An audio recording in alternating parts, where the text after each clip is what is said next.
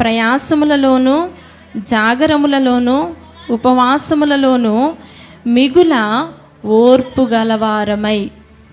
అపోస్తులుడైనటువంటి పౌలు గారు సంఘంలో ఎలా ఉన్నాడో చెప్తూ ఉన్నాడు.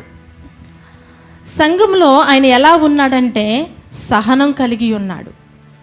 మొదటిగా ఆయన సహనం కలిగి ఉన్నాడు. మరి ఆయనకి ఎన్నో శ్రమలు వచ్చినప్పటికీ, ఆయన చేస్తున్నటువంటి ఆయన ఉన్నటువంటి సంఘంలో ఎన్ని ఇబ్బందులు వచ్చినప్పటికీ అపోస్తులైన పౌలు గారు ఎలా ఉన్నారంటే సహనముతో ఉన్నారు. మరి ఎందుకు ఆయనకు అంత సహనం?